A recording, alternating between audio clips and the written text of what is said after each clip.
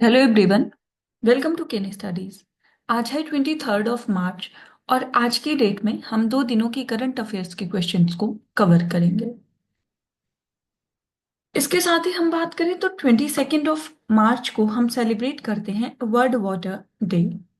And this day was declared by the United nation to celebrate 22nd of March as World Water Day every year within the goal of highlighting the significance of fresh water and supporting sustainable management of water resources। और पहली बार इसको celebrate किया गया था 1993 में। सो 2025 की बात करें तो इस वर्ष की जो थीम है वो है glacier preservation. So this highlights the need of saving the world's glaciers as they play a very important role in balancing the water cycle of the planet.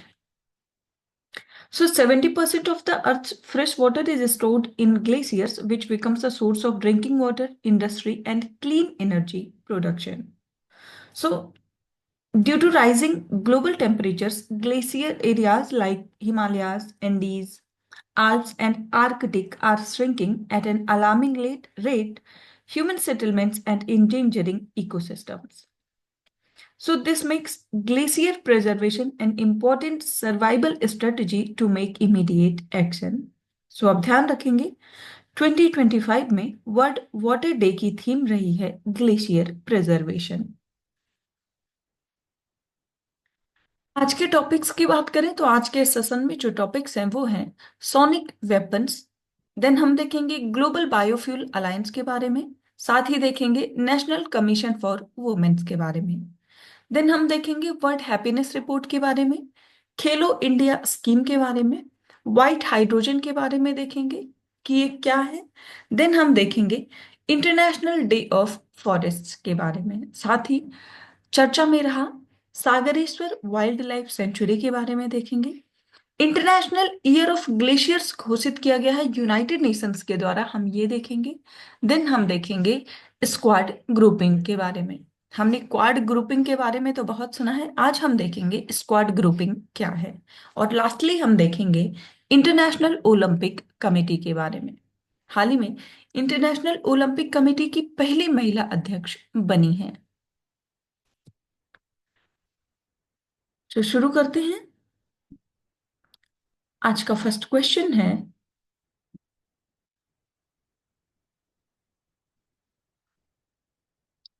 what is the primary function of sonic weapons that were recently mentioned in the news? So यहाँ पर आपसे पूछा जा रहा है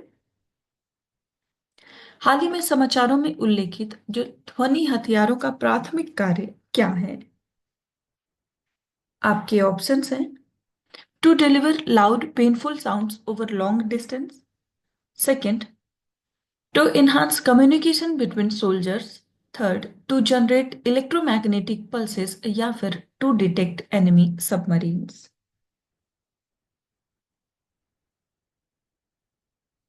सो यहां पर आपको बताना है कि जो सोनिक वेपन्स होते हैं उनका प्राइमरी फंक्शन क्या है। और इस क्वेश्चन में आपका करेक्ट ऑप्शन हो जाएगा option A. So to deliver loud painful sounds over long distances. आप देख सकते हैं Serbian government is accused of using a banned sonic weapon to disperse protesters in Belgrade. So sonic weapons, also called acoustic weapons, emit loud painful sounds over long distances, and they can use audible or inaudible sound waves to disrupt, disorient or incapacitate people. So some versions amplify voices for crowd control. और इसको पहली बार develop किया गया था military use के लिए, and the US used them in Iraq in 2004। They work with the transducers that convert energy into sound waves. So highly concentrated sound beams can cause discomfort, pain, and disorientation. Authorities control frequency, volume, and duration for targeted impact. बढ़ते हैं next question की ओर।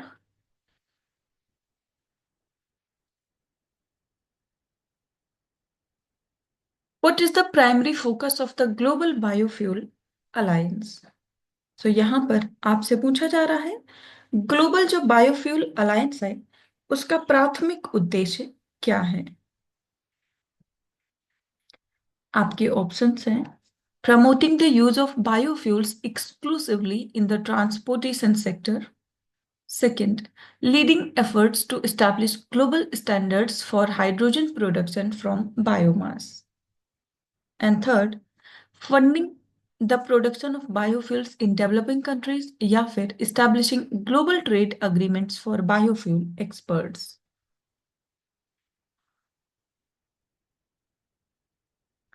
सो यहाँ पर आपको बताना है ये जो ग्लोबल बायोफ्यूल अलायंस है इसका प्राइमरी फोकस क्या है।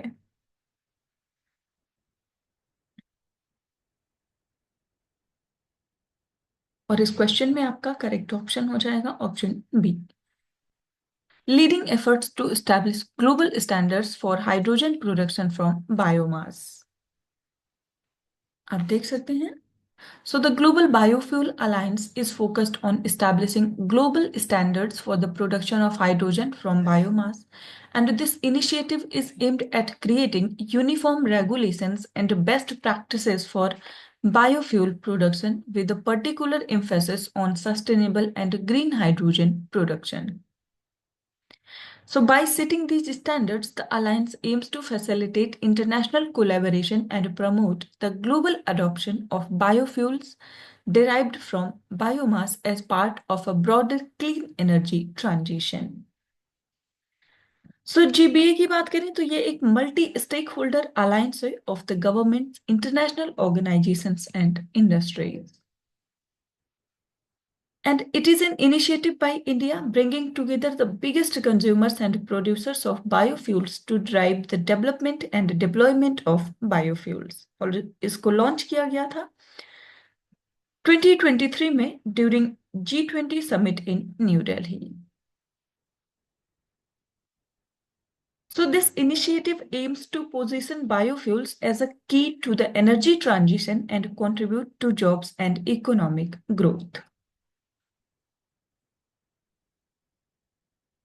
बढ़ते हैं नेक्स्ट क्वेश्चन की ओर.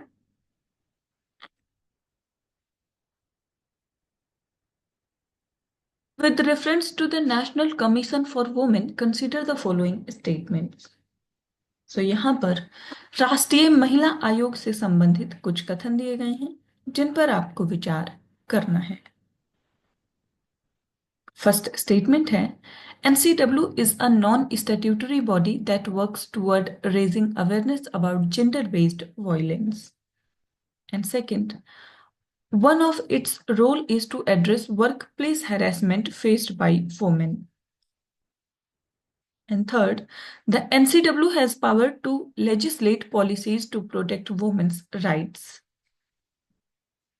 और यहाँ पर आपसे करेक्ट स्टेटमेंट्स पूछे जा रहे हैं. आपको बताना है नेशनल कमीशन फॉर वुमेन से संबंधित यहाँ पर कौन से ऐसे स्टेटमेंट्स हैं जो कि करेक्ट हैं.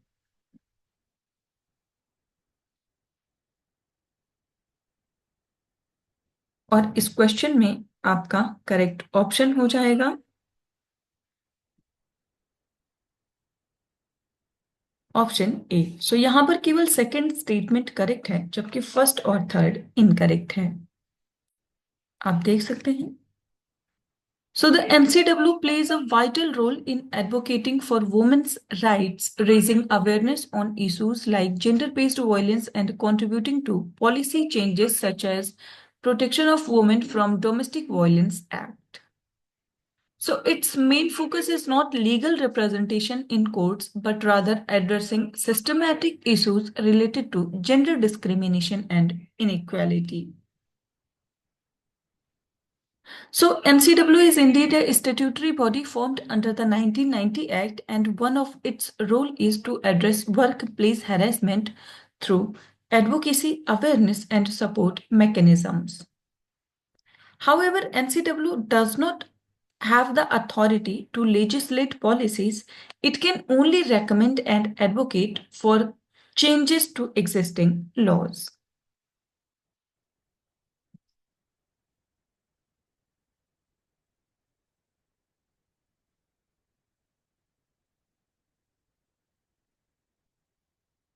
सो अगर हम एनसीडब्ल्यू की बात करें तो इसको स्टैब्लिश किया गया था 1992 में।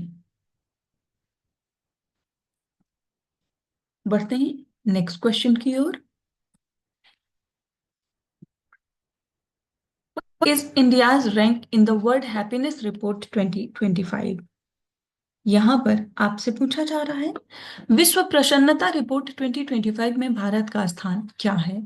आपके ऑप्शंस हैं 106, 108, 116 या फिर 118।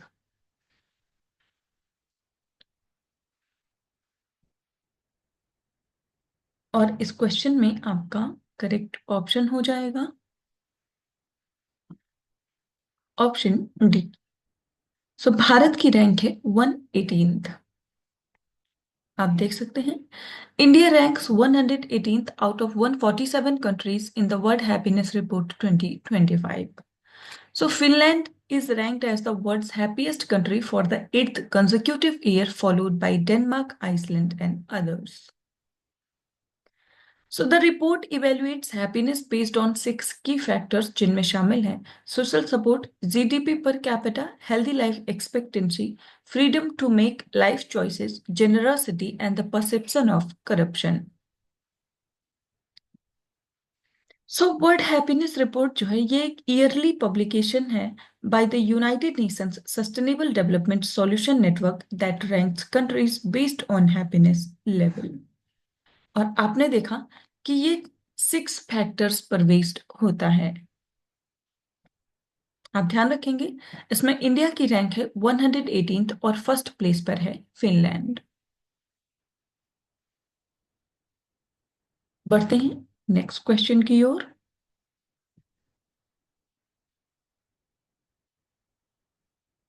Consider the following statements related to Khelo India scheme.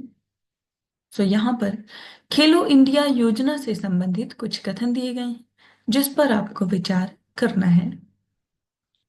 First statement है Khelo India scheme is a centrally sponsored scheme under the ministry of youth affairs and sports.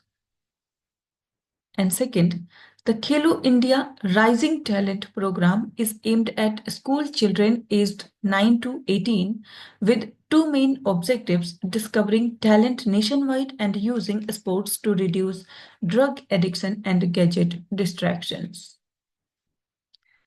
और यहां पर आपसे करेक्ट स्टेटमेंट्स पूछे गए हैं। आपको बताना है खेलो इंडिया स्कीम से संबंधित यहां पर कौन से ऐसे स्टेटमेंट्स हैं जो कि करेक्ट हैं।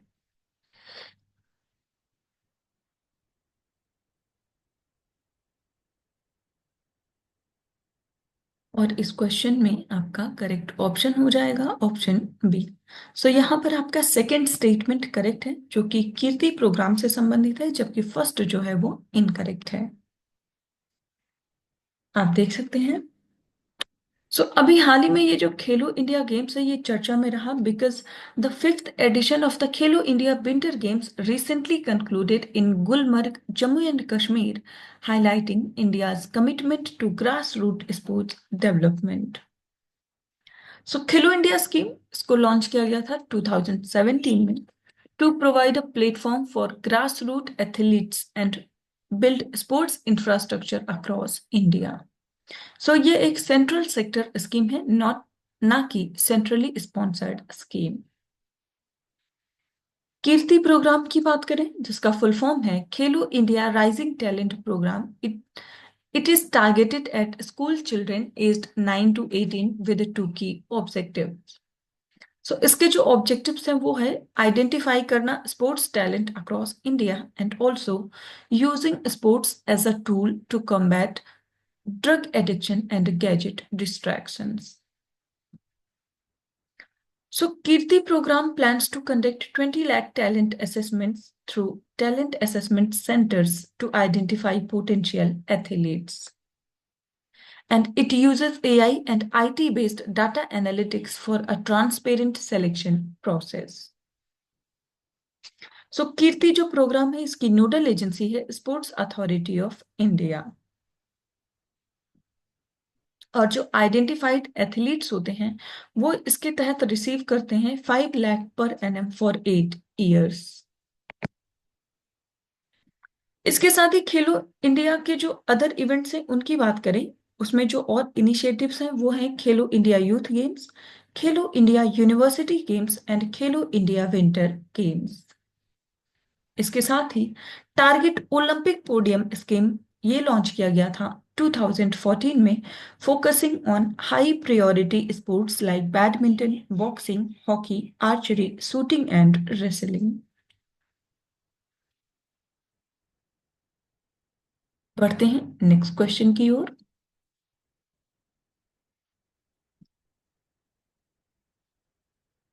Which of the following statement best describe white hydrogen? So यहाँ पर आपसे पूछा जा रहा है, निम्नलिखित में से कौन सा कथन श्वेत हाइड्रोजन का सबसे अच्छा वर्णन करता है? आपके ऑप्शन है, a hydrogen variant artificially synthesized in labs through electrolysis. And second, a hydrogen fuel that is extracted from methane and other hydrocarbons. Third, a byproduct of nuclear fusion in controlled reactor environments. And last, naturally occurring hydrogen found underground due to geological reactions. सो यहाँ पर आपको बताना है कि कौन सा statement है जो कि व्हाइट हाइड्रोजन को अच्छे से डिस्क्राइब कर रहा है।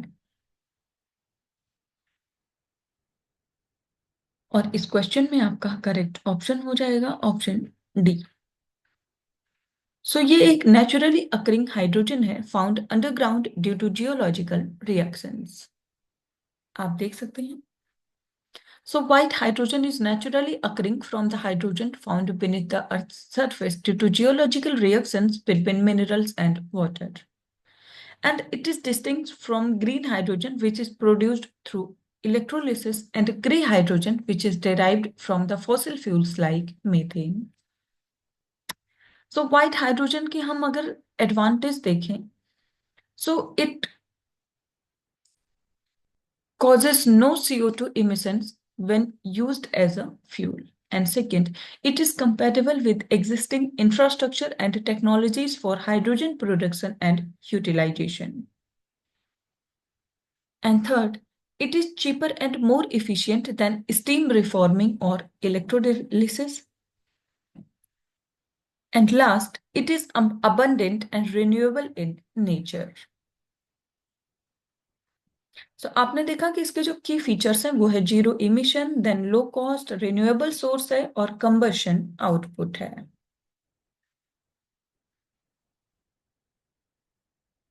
तो आपने देखा कि जो ग्रीन हाइड्रोजन होता है वो प्रोड्यूस होता है through electrolysis, and grey hydrogen is derived from fuel fossil fuels like methane.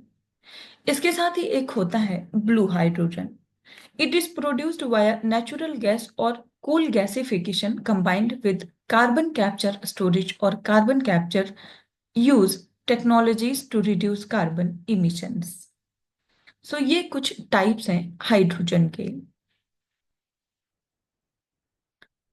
बढ़ते हैं नेक्स्ट क्वेश्चन की ओर। What is the theme of the international day of forest in 2025?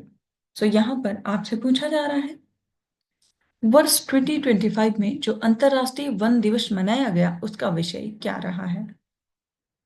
आपके ऑप्शंस हैं, forest and climate change, forest and water conservation, forest and food, या फिर forest and biodiversity.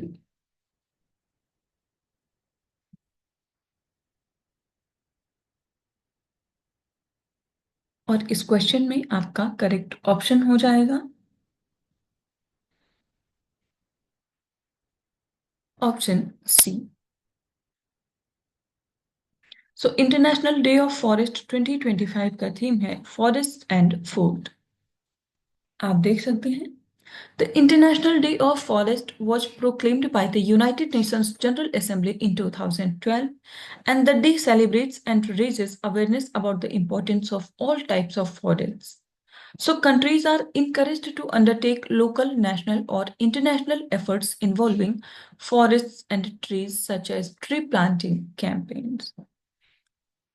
और आपने देखा कि इस वर्ष की थीम है forests and food, highlighting the critical relationship between forests and food security. So the collaborative partnership on forests selected the theme for each International Day of Forest.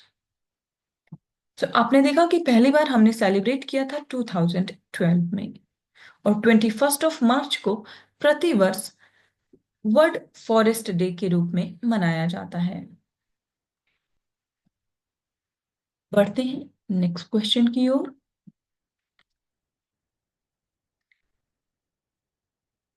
Sagareshwar wild life sanctuary is located in which state. यहां पर आपसे पूछा जा रहा है सागरेश्वर जो वन्य जीव अभयारण्य है वो किस राज्य में स्थित है. आपके ऑप्शंस हैं मध्य प्रदेश, महाराष्ट्र, गुजरात या फिर राजस्थान.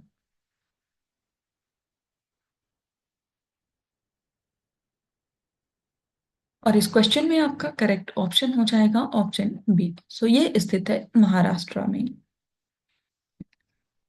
आप देख सकते हैं Sagareshwar wild life century in Sangli district of Maharashtra has 536 sambars and 295 cheetals, and it has one of the highest deer populations among man-made wildlife sanctuaries. So the sanctuary covers 10.87 square kilometer and has no permanent water supply. So most wildlife species, including 536 sambars and 295 cheetals, were introduced artificially.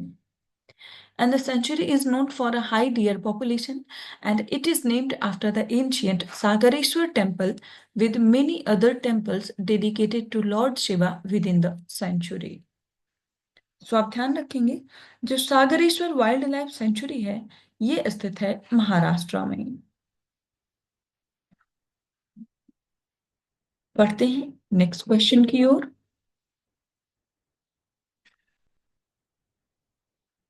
Which year is declared as the International Year of Glaciers Preservation? सो यहाँ पर आपसे पूछा जा रहा है कि किस वर्ष को अंतरराष्ट्रीय ग्लेशियर संरक्षण के रूप में घोषित किया गया है. आपके ऑप्शंस हैं 2025, 2024, 2025 या फिर 2026.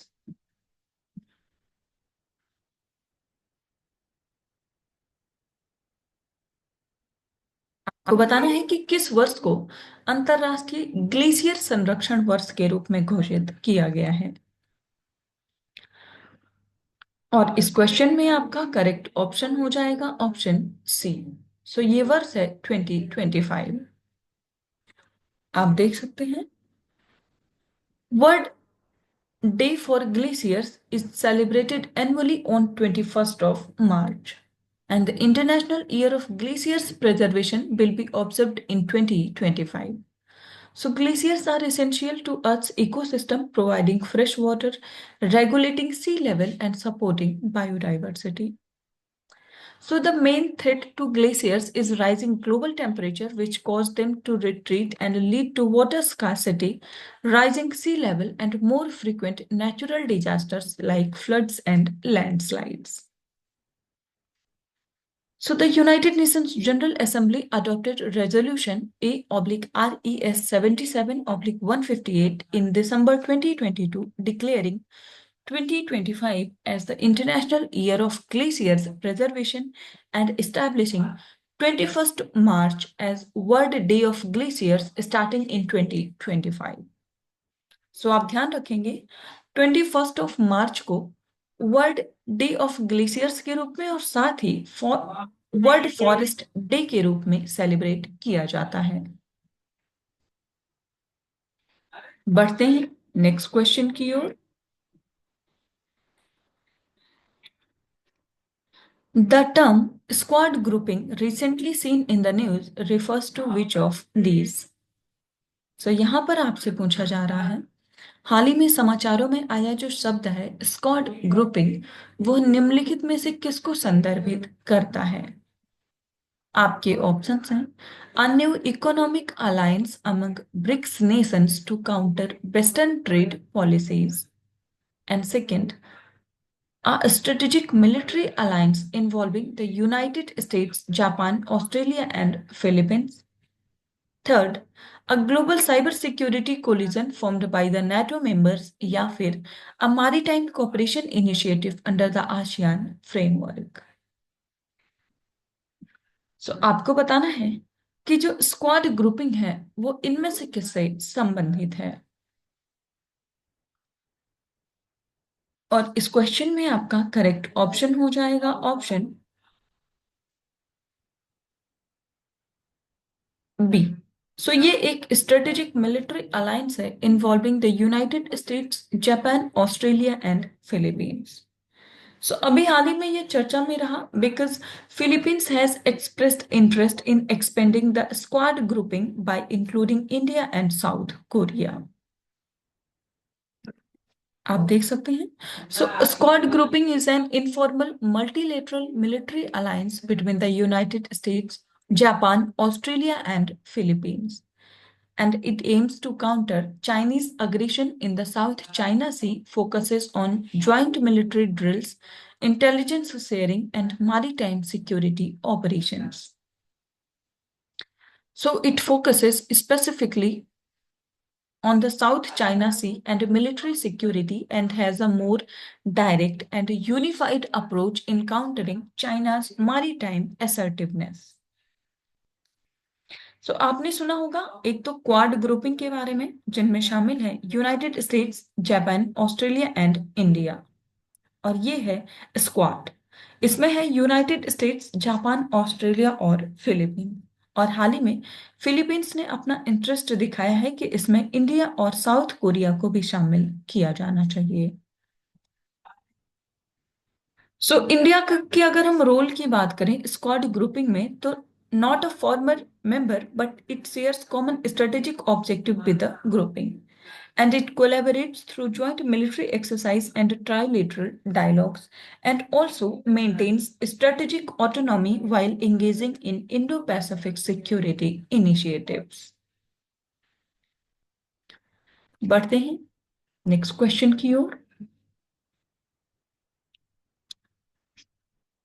Who has become the first woman and the first African to lead the International Olympic Committee? यहाँ पर आपसे पूछा जा रहा है अंतरराष्ट्रीय ओलंपिक समिति का नेतृत्व करने वाली पहली महिला और पहली अफ्रीकी कौन बनी है। आपके ऑप्शंस हैं जुआन अंटियानो एस, नागोंजी अकोंजा इवेला, सेबेस्टियन को या फिर क्रिस्टी कन्वेंट्रे। यहाँ पर आपको बताना है अंतरराष्ट्रीय ओलंपिक समिति का जो हाल ही में नियुक्ति हुई है चेयर पर्सन के रूप में वो कौन बनी है। और इस क्वेश्चन में आपका करेक्ट ऑप्शन हो जाएगा ऑप्शन डी। ये बनी है क्रिस्टी कमेंट्री। आप देख सकते हैं। Christy Coventry became the first woman and first African to lead the IOC, securing the top position after replacing Thomas Bach. She won the IOC presidency with 49 votes out of 97 in the first round, defeating Juan Antiano Samarin Jr. and Sebastian Coe. As a seven-time Olympic medalist, she aims to focus on athletes' rights, gender equality, and sustainability in the Games. And her election marks a new era for the IOC with expectations of a fresh perspective on pressing issues on global support. IOC की बात करें जिसे हम international Olympic committee कहते हैं, तो ये एक non-governmental organization which is responsible for overseeing the Olympic Games and promoting the Olympic movement worldwide.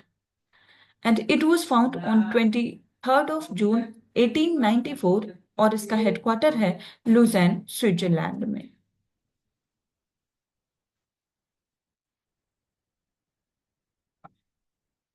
तो आज के करंट अफेयर सेशन में इतना ही।